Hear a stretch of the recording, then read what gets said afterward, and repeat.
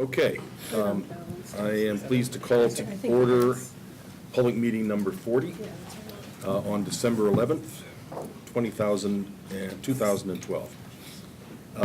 Commissioner Cameron has to leave at 2 o'clock, so I want to rearrange the schedule. Let's do approve the minutes, and then I want to rearrange the schedule. Has everybody had a chance to read the minutes for November 22nd, 27th? Any questions, comments? Somebody want to move acceptance? Move to approve the minutes on November 27th. Second? All in favor? Aye. Opposed? Okay.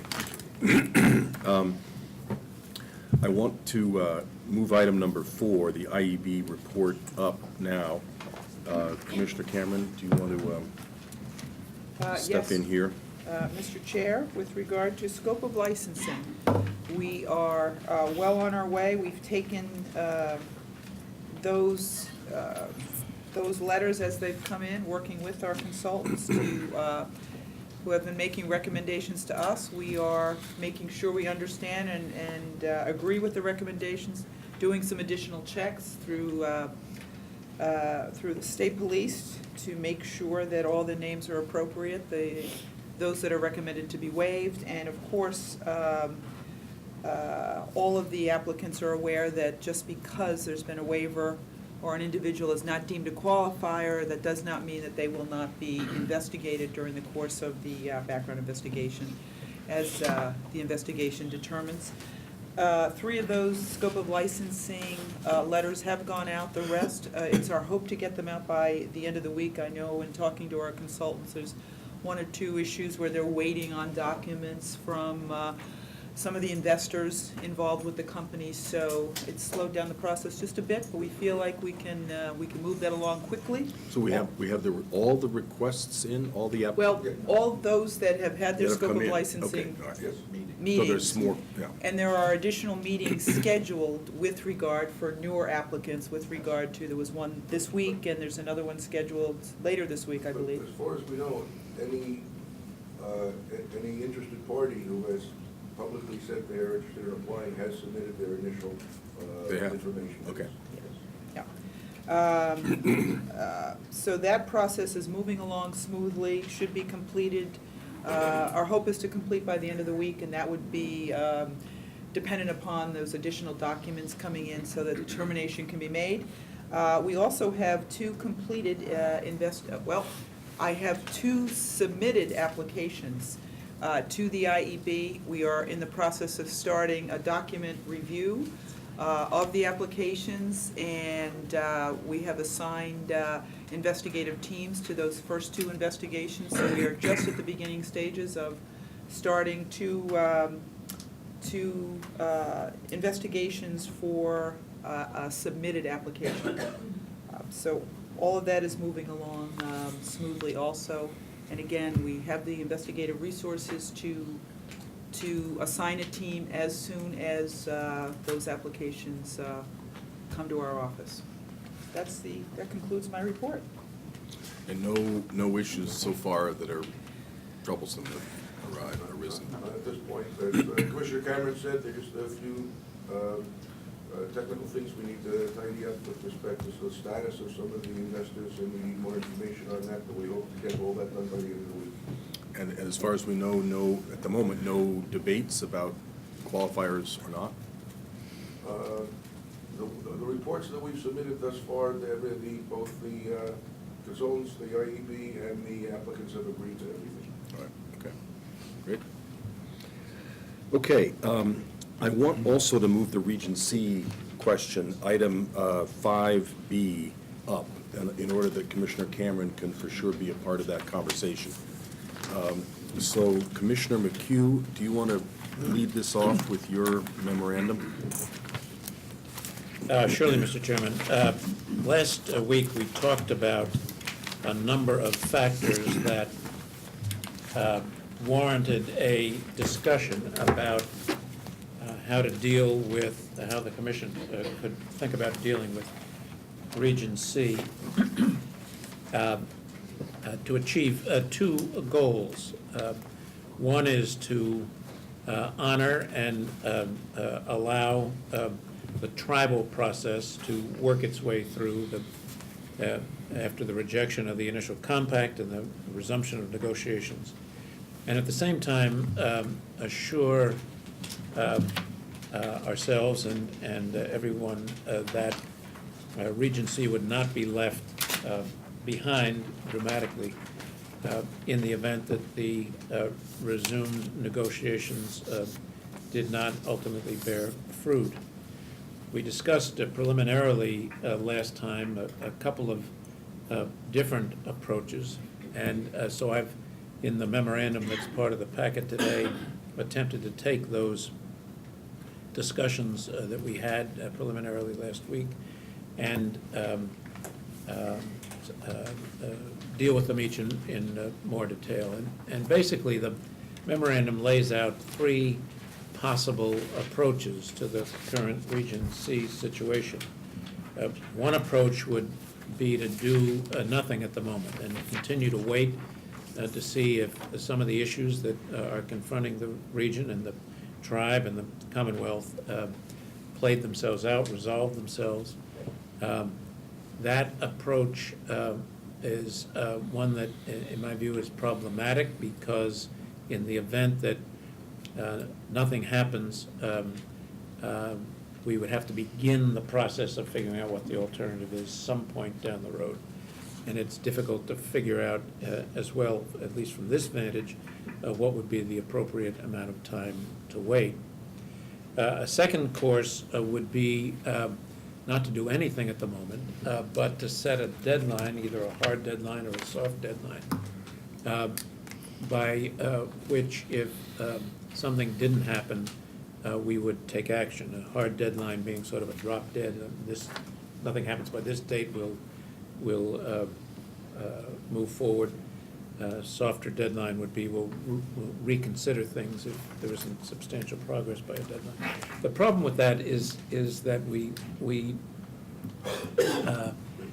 at the end of the deadline, if whatever we wanted to happen hadn't happened, we'd be in the same position, and that is we'd be having to consider what the alternatives are, and starting from scratch in Region C would be that much farther behind. But an equally important consideration is what the deadline would be for. We've detailed at the last discussion and in the last memorandum that we all looked at the variety of factors that may affect the outcome here. The land and trust piece, the compact piece, the approval of the compact piece.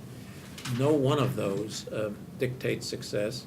Anyone can dictate failure. So trying to pick one that had to succeed by a certain date is no guarantee that the next step would be successful, even if that step were achieved. So one faces, by setting a deadline for a certain thing to happen, the specter of that thing happening, but still the process not having a greater assurance of overall success.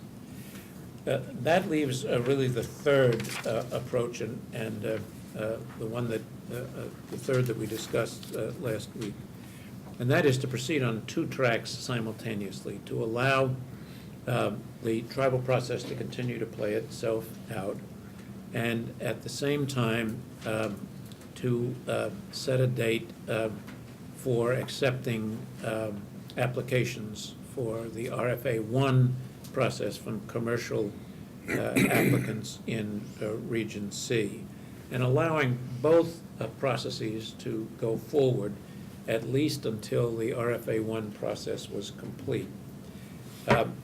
That would allow negotiations to continue, would allow the preliminary background qualifying investigation to proceed. If the tribal process achieves substantial success before or by the time of the end of the RFA 1 qualification commercial process, we'd make a decision as to the direction to take there. If it didn't, then we have another decision. But in either event, we would have some commercial part of the process under our belts. If we did that, fairness would require that we set a new and separate deadline for the RFA 1 process in Region C so as to give commercial applicants the same 90-day period that we allowed the commercial applicants in Regions A and B. We opened the application process for Regions A and B on October 15th. We'll close it on January 15th. So if we opened the commercial process for Region C, say on January 1 or January 15th, we could allow that same amount of time. That would still, if we continued down the commercial process, potentially leave Region C a little bit behind, but not necessarily. You might be able to catch up if the investigations could be processed smoothly, and if we went in the direction of a commercial license in Region C as opposed to a tribal license. That doesn't mean that that third course, doesn't eliminate the possibility of having to make a hard decision at some point farther down the road. That decision, there's no way to make it go away entirely. But it does allow us to see how things are playing out in the roughly 6 months that the Phase 1 process will take. It seems to me that there is a lot of energy, for example, right now in Congress around the land and trust issue, the so-called Carcieri fix. And we'll have a feel by the end of that 6-month period, I think, about whether that fix is likely and can make judgments about progress with that in hand. It strikes me as likely that we'll know a lot more than we do now about the compact process at the end of that period. It's either going to move forward or it's not going to move forward. And so this strikes me as a prudent course for the Commission to consider taking that would satisfy both the tribal interests and the commercial interests, and the interests overall, which is the highest goal, of the people of Region C.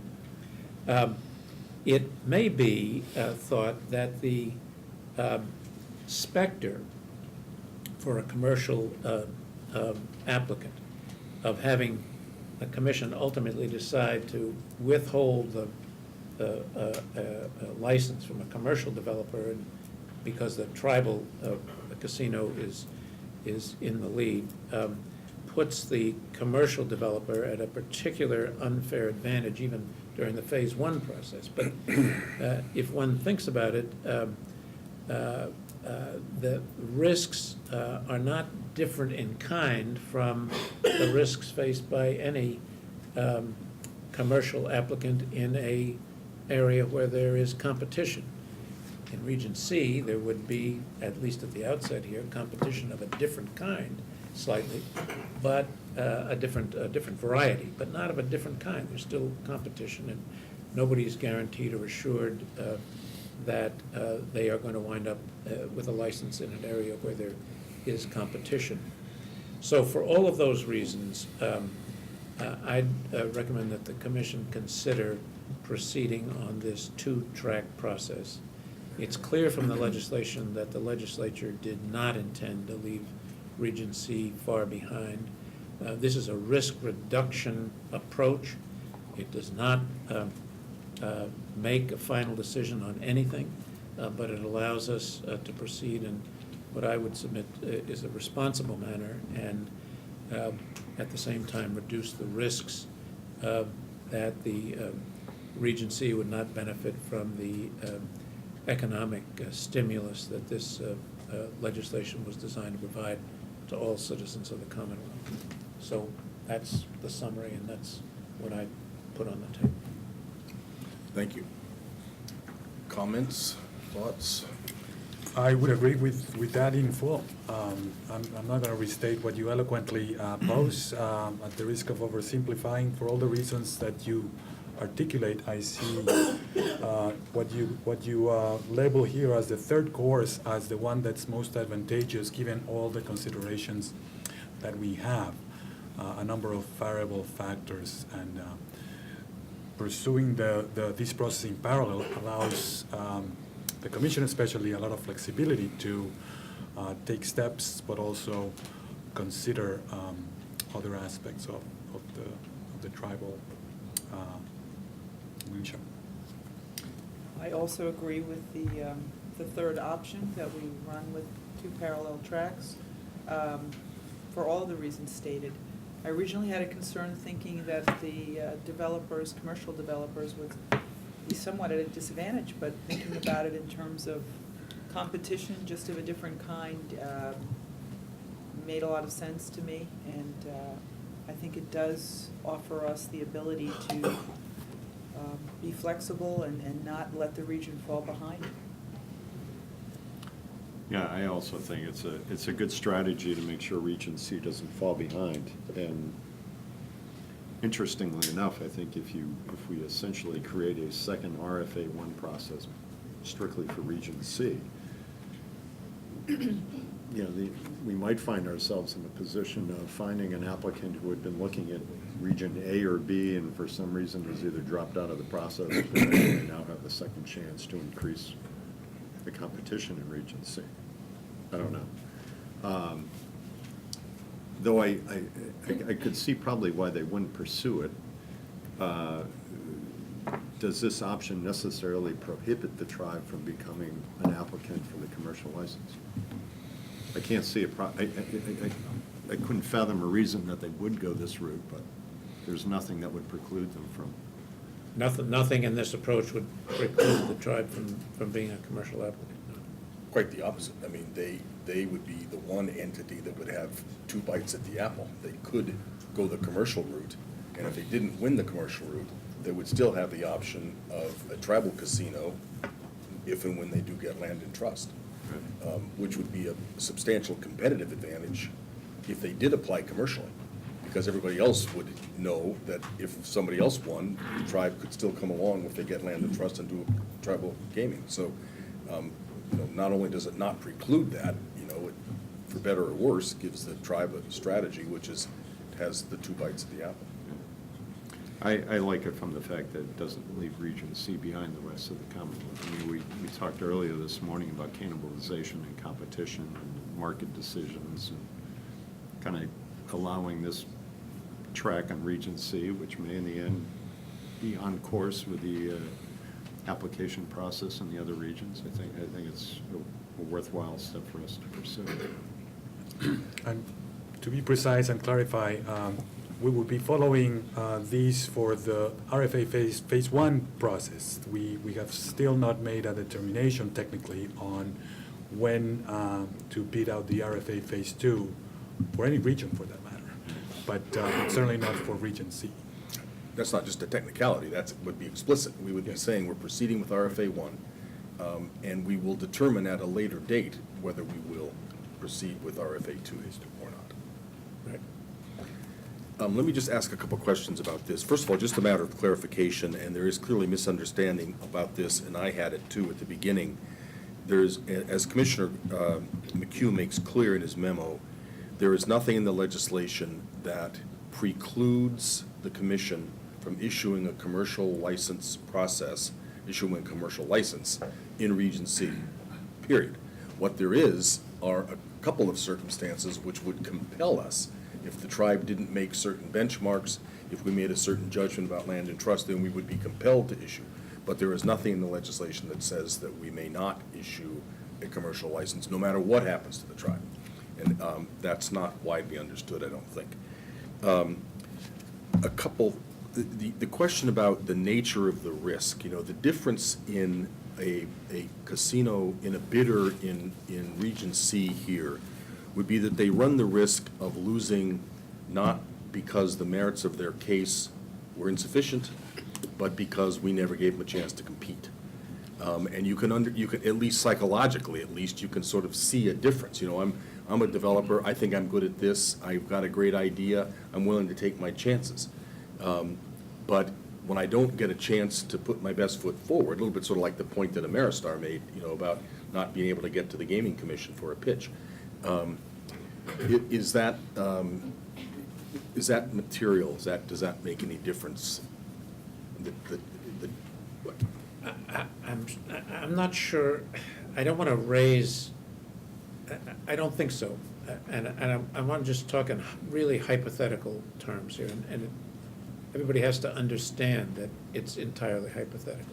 Say But- this to them. But I'm really talking to beyond the people in this room. It's not clear to me as a single commissioner that, for example, if a compact were negotiated at a rate of return that this commission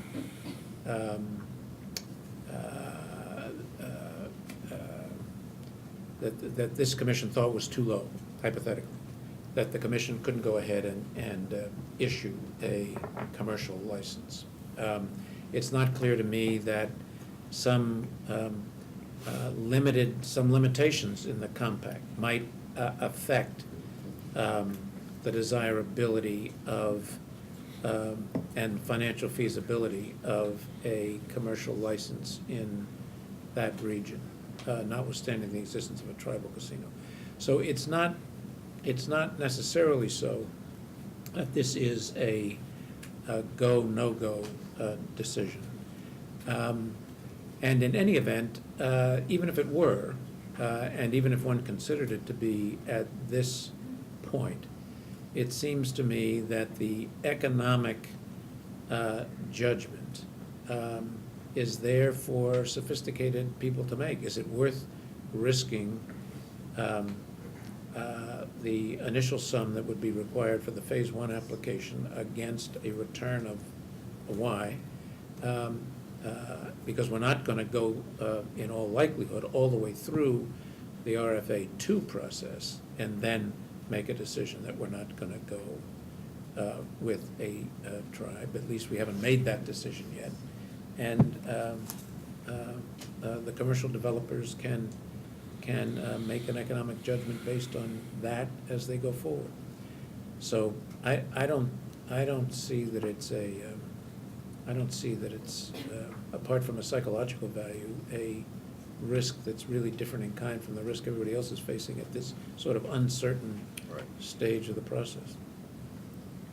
And another thought that occurred to me was, in terms of the time frame, given 90 days, start the 90 days, but run it a little bit later, the developers have been sort of frozen in Region C for a long period of time. Nobody's been able to do any spade work, nobody's thought about it. They probably, if they're interested in Massachusetts, they may have focused their resources on other regions. But two things. One, doing the background check doesn't mean you have to have a site necessarily. I mean, you've got plenty of time, before you're going to get to Phase 2. So you don't have to have done all the spade work. And secondly, and I think this kind of bears on the issue of the nature of the risk,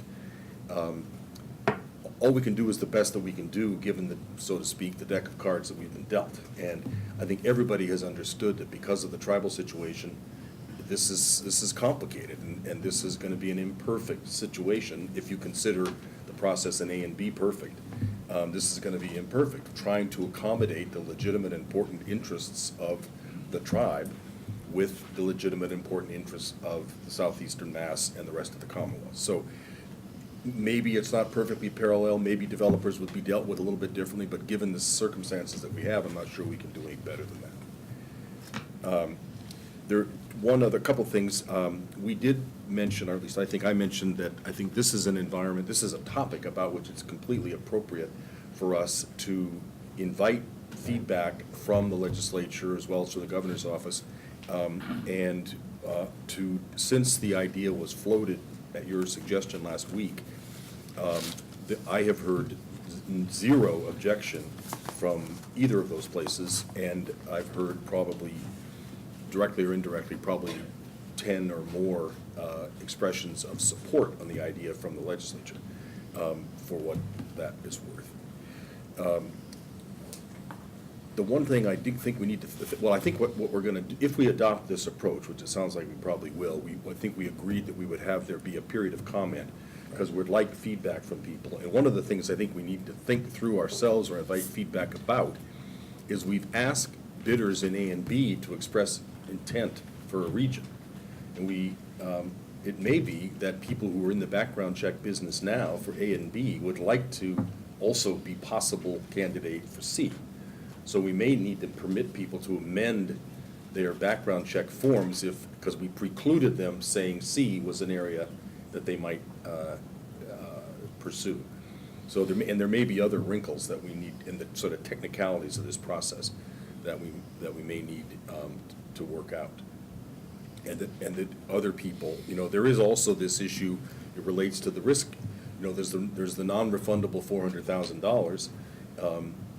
Seems kind of harsh to not refund a balance if there is a balance, if you don't eventually issue the RFA 2.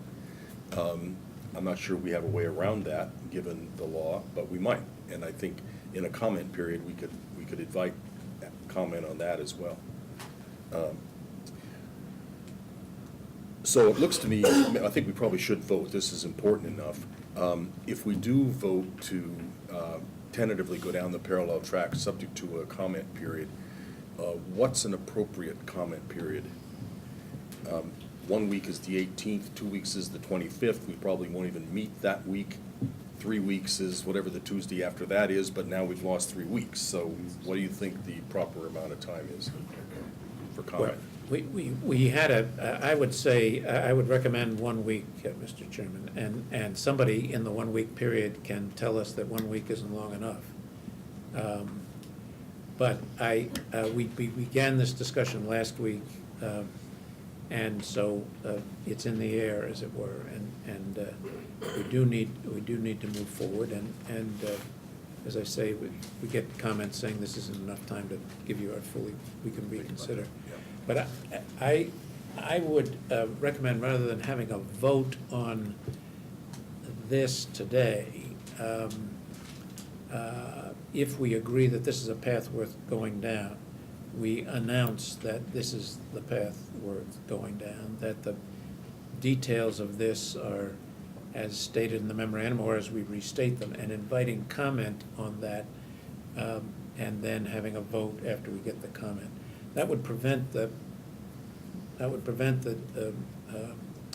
need to have another vote if we had some ideas during the comment period that were sound, and would convey, I think, clearly that this is an idea we're very seriously considering, but we really do value the public comment process before we make up our minds. I mean, it's a detail, and I would agree with that. I would only note that we did have a question not entirely related to this process in the policy questions, and we did receive some feedback, not necessarily in the parallel approach that we're considering relative to question C. So I think for that reason, 1 week may be sufficient to at least We will solicit yeah. any feedback to timing relative. The key policy question was whether or not the commission should set a deadline. And Commissioner McHugh and I worked on that, and as you've seen the drafts, which we'll talk about, I think it's on the agenda tomorrow's key policy question meeting, we were recommending that we not do that. If we do indeed go down the parallel path, that postpones the issue of having to make a deadline decision. But we did, so the comment that came into people were about an issue that we're not going to join. The comment came in about a deadline, and we're recommending that we not join the issue of a deadline as yet. Okay, so let's just to be clear, so there's no need particularly to a vote, but nobody seems to disagree with Commissioner McHugh's suggestion. So it is the intention of it is the predisposition of the commission to enter into a phase, RFA 1 application phase for Region 2 as quickly as possible. Region C, as quickly as possible, while watching and respecting the tribe's ongoing process with the various issues that are before it. and also with no commitment, one way or the other, to necessarily go to RFA 2 at the end of the RFA 1 process. So we are choosing, if we go forward with this, we are choosing to get the commercial process teed up through the background check process in order that it could move quickly into phase 2 if we decide that some number of months down the road. We will not have a formal decision or a formal vote on this predisposition until a week from today at our regular scheduled meeting, and invite feedback, a comment from anybody in the public who's interested about that. Is that right? Do you all have any thoughts? Does anybody champing at the bit that you want to say publicly, or? No bids and no champion. Okay. Okay. Everything sounds fine. Okay. John? Mr. Chairman, just one Yeah. question. The form of the comment that should be sent to the commission, is that just in the written form and remarks prior to the meeting next Tuesday? Will it be open to members from the public at the meeting? I think don't know what form. I think the comment ought to be on our comment mailbox, as we've done all of our other comments. People typically send in comments, hard copies, and sometimes email as well as that, but that's been our standard response. We have remained a little bit flexible, that if we felt the need to let somebody speak who was there, we've done it, but we're trying to discourage that, but we're open to it if there seems to be a real serious contribution to the conversation. But fundamentally, the comment should be in writing and should be submitted through the comment box on the website. Okay? Does that work for you? Okay. Thank you. There we are. Now, we're going to go back to the agenda and go to administration, item 3. And that will be, we'll start out with a look at the master schedule, some of which we just talked about. But if you can see, the key, I think, right here is starting investigations early. This critical path point is January 15th, which is when we had tentatively assumed that we would start the background investigations. Thank you, gentlemen. Thank you. Well, thank you later. Thanks a lot. Yeah. Okay. But we've now discussed that we're going to be starting the background checks about a month earlier, which is good news. We've discussed the submissions of applications for waivers, waiver requests. That all seems to be on track as best we can understand, which is all of this material, all of these lines here.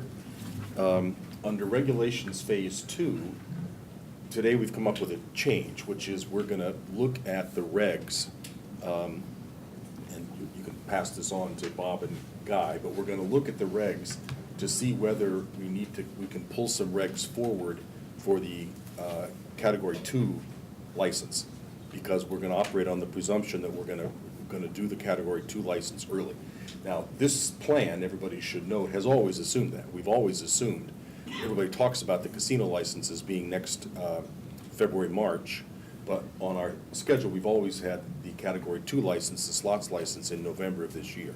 So we may not be able to tighten this up very much, since we've always assumed that we would put the slots parlor first.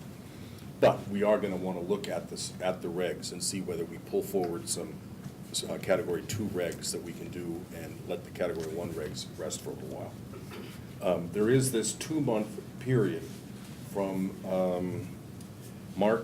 mid-March to mid-May, which is a regulatory process that the state mandates. We cannot control that. That's a 2-month process from the local government advisory council to posting the regs with the Secretary of State, which we can't short circuit. But all of that then leads up to the November issuing of the Category 1 license, which is wherever it is, right here. And anything that we can do to tighten up this process to move the category award from November, mid-November back, we will do that. If you want to scroll up, Is there anything else, does anybody else see any issues or challenges in that stretch? This is really the guts of the operation.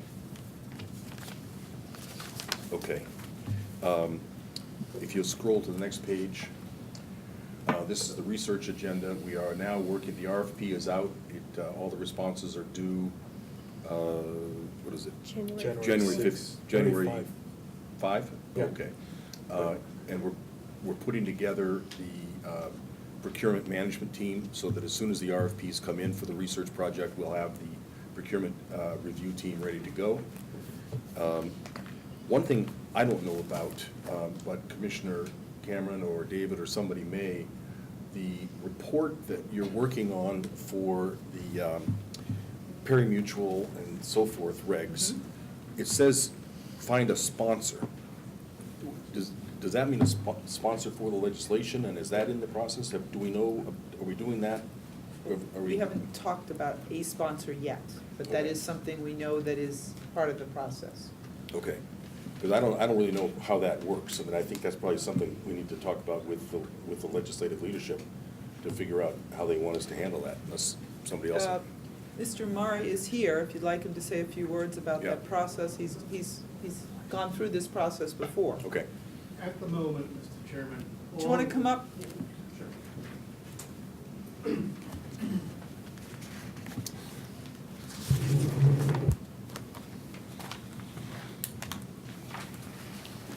Introduce yourself. David Murray, I'm a consultant for the commission. At the moment, Mr. Chairman, all that's been asked of the commission is the report together with some proposed legislative language to the extent that the report offers recommendations as to changes in the law. Beyond that, the Gaming Act is silent. So we'll have to feel our way as we go beyond that. So there's nothing about finding a sponsor in the act? Correct. Where does this, so this just, where does this come from? Well, Sponsor and it filing? comes in the case that there needed to be substantial changes, let's say, to 128A and C, the racing statutes. At least that's my understanding. We would have to file that legislation via a sponsor, and that would be just a requirement of, in terms that we needed to represent at the time. Do we? My only comment would be that if one can read anything into the way in which the report is requested by the legislature and proposed legislative language has been solicited, it suggests that the legislature actually has in mind its own digesting of the recommendations in the report and the proposed legislative language, and I've assumed with a view to at least considering doing this on its own. But that does not prohibit, obviously, the commission from. Do we know enough yet to know whether we are going to call for changes which would require legislative changes before we start the racing season on April 1st? Well, that's a two-part question, if I may, Mr. Chairman. One is the question of what is the likelihood that the working group is going to suggest to you, to the commission, that there be legislative changes, and of course, whether or not the commission agrees with that. And then the second question is, what would be the timetable if the commission were to vote in the month of January to make some legislative change proposals to the legislature, then I think it would be unlikely, just as a practical matter, for that to be completed and enacted prior to the opening. Well, that's why I ask it the way I did. It's not, the question is there likely to be recommended changes which would require legislative action in order to get the racing season started on time? Because if it is, we need to back the process up, right? If we can start the racing season and let whatever is in the recommendations take their own course, fine, then we don't have to worry about the racing season. I think that the case is that we can start it without Okay. changes. Okay, so the sponsor and filing is a creation of our own doings. There's not really a critical path item for us. So do you want to take it out of that? Yeah, I would say, so it's submitting to the legislature is critical. But then we probably should have informal conversations with the legislature about expectations and what they want from us. Okay, thank you, thank you. I don't see anything else as issues, except if you just flip over to the third page. Okay, yeah, this hire, the Director of Workforce Development and Diversity and Supplier Development is meant to be moved back, since we've already got that underway. And still, as far as we know, the Executive Director in here, we're aiming to have that decision made by the end of the month, and as I said last week, we're working on it if we possibly can. But I don't see any other issues on this. I think Director Dernberger was going to work on some of the racing critical path items and flesh them out. And Ombudsman Ziemba may have some items that are going to get added onto here, but I think for the moment, I don't see any other critical path problems. Anybody else? Okay, great. What else? Director Glovsky, are you on, or you and Commissioner Zuniga? Fundamentally, most of my activities right now, in addition to the regular administrative back office duties, Use the mic. include working with Director Durenberger on the racing transition, looking for ways, we have to physically move a lot of files. We also have physical files. We also need to move electronic files. We need to get new phone numbers, new emails, that whole piece of it. So there's a significant chunk of work right now involved with managing that transition, which is we're looking to have completed by the end of the year. And then the only other thing that I did want to report on was that that Artem Shatnoff and I went to a demo last week on Laserfiche, which was a document management system, which was very interesting, and I think gave us some additional information so that we can look at finding a vendor that will meet our needs within all of what we're doing. It was interesting. This particular vendor does do work with the city of Newton and the city of Reading, so that there are other government entities that are using it, and it has sort of a wide variety of options for us. So I was very impressed with that, and we'll be moving forward on that as well. What is going to be the process for that phase of what we're going to do? We do need to move forward with that, but what's going to be the process for selecting the system? Well, I think fundamentally we need to really do a look at what our requirements are first. Yes. And there was someone at that demo that I think that we could contract with to come in, meet with us, and develop a solid list of what our requirements are. And the requirements then would form the basis of how we would do the procurement. And I think that we might be able to do sort of more of a short form procurement, because I don't think it will be that expensive for us to implement the software. So that's the piece, is figuring out what the requirements are for us. And I think someone who works in this area is going to be much better at helping us define that than for us to try and do it on our own. Could we get, Right. not today, but could we get that on the critical Sure. path? Because the more we talk about the movement of paper and the larger we get, the more I think a compelling need to get this kind of a Absolutely. system in place becomes. So I would really like to see that begin to show up on this document. Okay. Unless there's some. No, that's right, that's a good point, it should be up there.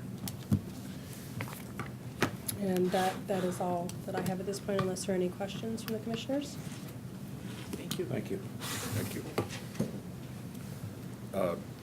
Personnel searches are, see you, gentlemen, folks. Thank you very much. See you later. Thank you. Are moving along as planned. Commissioner Zuniga, employee manual. Yes, thank you, Mr. Chairman. I had submitted last week and continue on the schedule that we set for ourselves, chapters or sections 4 and 5 of the employee manual.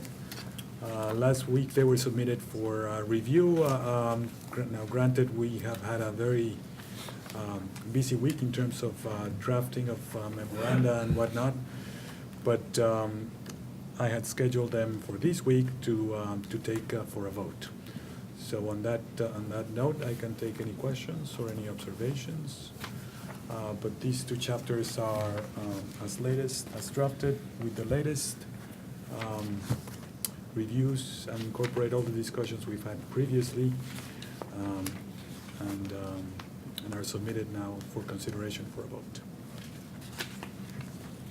Commissioner, I believe, well, I think it's my understanding that most of these are best practices from other agencies, correct?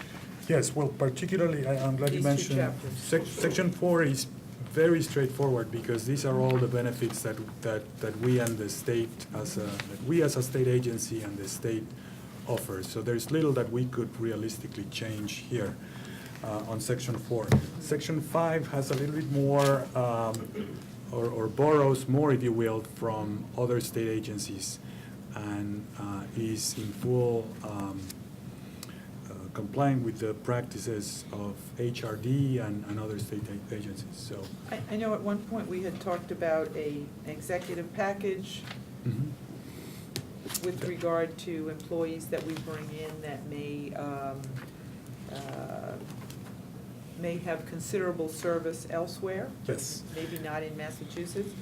This doesn't reflect that when I look at, Well, let me point to the language right before 5.2, Second page. which is in the second page. And this is straight out of the Red Book, Right. which gives us the discretion to offer a package in terms of vacation commensurate to I the see, experience yes. that they have. Does this say, I didn't think about this until Commissioner Cameron brought up the packages, but this doesn't say anything, I don't think, about employment contracts, right? It does not. Yeah, so we have flexibility if we feel like to bring somebody in, we need some kind of employment agreement. That's not proscribed. It's not prescribed nor prohibited Right, from okay. these. Because that's the only other thing I can think of. I suppose things like moving expenses, that's not proscribed. Not prescribed nor prohibited. So vacation, contract, moving, those are the only ones I can really think of that are sort of outside normal state. Okay. Any other comments or questions? You want to move? Well, if there's no more comments, I would move that chapters 4 and chapters 5 of the employment manual be approved as presented in the packet today. Second? Second. Further discussion? All in favor? Aye. Opposed? Ayes have it. Thank you. Okay. Submit the last chapter next week, All right. sixth and final. excellent job. Thank you. Maybe we could write some more. We're gonna be done one day. Okay, 3D, incidental purchases, Commissioner Zuniga. Yeah, this was another memorandum and recommendation that I have submitted here. You may remember that a few months ago, we had a specific vote relative to a threshold for allowing incidental purchases under which any one commissioner or even the director of administration or a chief financial officer could only exercise their own criteria, their own discretion, and utilize best practices. That threshold was modeled after the procurement regulations threshold, which was at the time $5,000. The Executive Office of Administration and Finance has advised that that threshold is increasing effectively to $10,000. They have not yet quite made that timing decision. They have advised that it's imminent. But since we took a vote, my recommendation is that we take it to adopt to be $10,000 and reflect that decision, which is imminent. This could also give us a little flexibility in terms of purchasing a few things that we need to continue purchasing. Discussion? I think it's a very sound recommendation. They're going to go that way. We're almost confident the $5,000 is a little outdated now. So I think it's a great suggestion. So if there's no more discussion, I would move that the commission increase the threshold for incidental purchases to $10,000 in accordance with the anticipated changes of 801 CMR, which are the procurement regulations issued by Administration and Finance and adopted by this commission. Second. All in favor? Aye. Aye. Opposed? Ayes have it. All right, item number 5, key policy questions. I think we did our job this morning. I don't know that there's anything else. Does anybody have just questions or feedback about the way we did it or the process, or? Okay. Thought it worked well. Okay. So tomorrow morning, we will have our Sustainability and Design Conference, and then we will be here, not here, somewhere, right? Tomorrow, are we here? Room 1G. 1G. Okay, we're in this building, but in room 1G, right? Room 1G.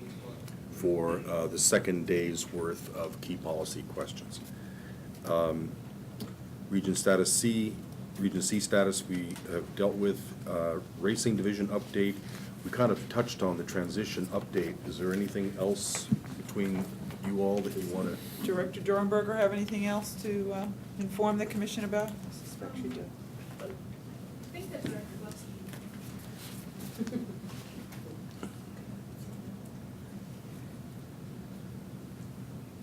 Good afternoon, Hello? Good afternoon. Mr. Chairman, Commissioners, Director Dernberger, Director of Racing.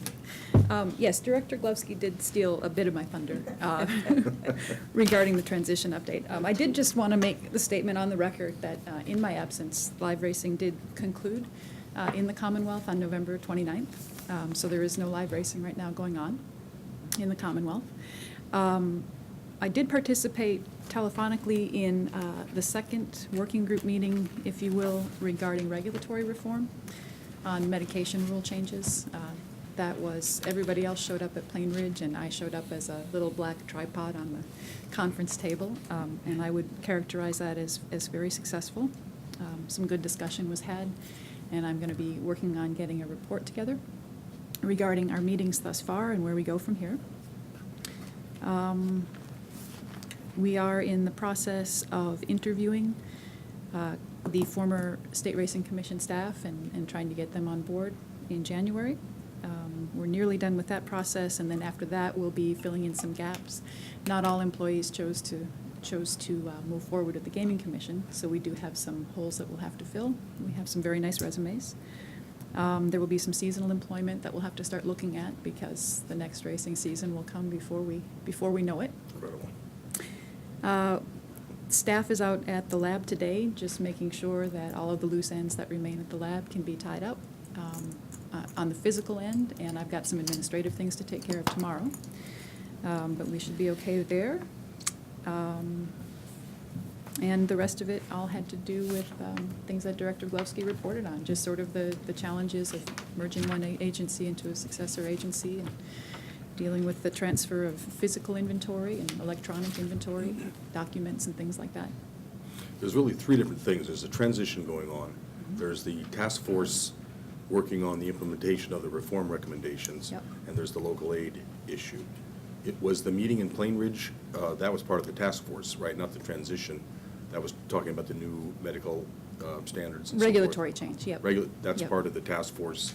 Well, I guess There's multiple, really 4 yeah. things, aren't there? Yeah. There okay. are, there Right, are. Okay. There's the pari-mutual simulcast review, Mhm. and there is the task force recommendations. Yep. Right, okay. Yep. Questions? But bottom line, notwithstanding having been out for a couple of weeks, you feel like it's under control. Things are as under control as they can ever be. Okay. But I thank the commission for their patience and for the directors who stepped up in my absence. For the public who was wondering, I had adult chicken pox, and I'm here to tell you that it's every bit as severe as they promise it is. So I'm delighted to be back. Great. We're happy to have you. Thank you. Happy to have you back. Right. It's not a pleasant experience. Anything else? Thank you. Thank you. Okay, see you later.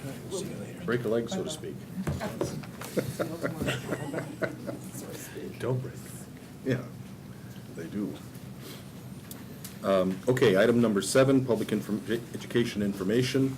Ombudsman Zambud. Thank you, Mr. Chairman. Over the last week, I've been focusing on getting additional input on a number of the policy questions. Excuse me, John, one thing, I just forgot to mention, it's on the agenda if anybody has it. There is the local aid payments under the racing division report. We've decided we're not really ready to deal with that issue. It's a pretty complicated issue, so we'll come back to that on another agenda when we've got it together. Sorry, go ahead.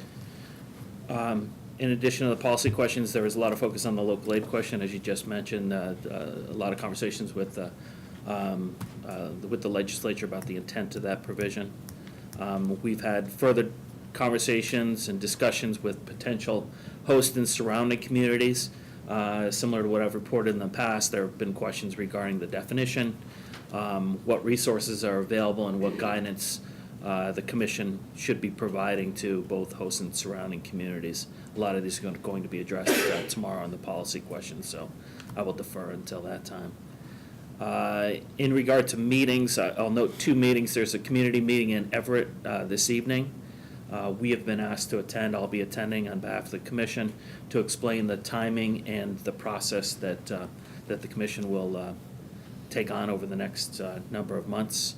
And then Springfield has a community meeting tonight where they have asked applicants to present their applications, and it's an opportunity to receive comments from the public as well. The Everett, excuse me, the Everett presentation, the Everett participation, you've chosen to do it in a certain way, right? Yeah, so we've had Other- conversations with the city, so I will be very early in the process prior to any explanation of the application by the potential applicant. Right, okay. Then you'll be out, you'll do your part, your presentation, your Q&A, and then depart, right? So you That's- won't be a part of the. That's my intention, Right, yeah. okay. That's what I have to report today. That's good, thank you. Thank you. Just about done.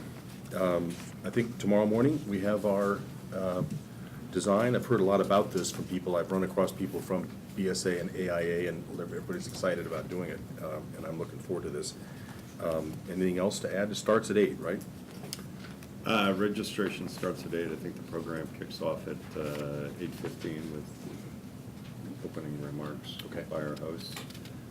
Ultimately, as you're probably all well aware, as a result of this forum, they plan on presenting us with a white paper, I guess, with findings and suggestions and recommendations, which are probably timely to the policy questions that we're looking at with respect to RFA 2.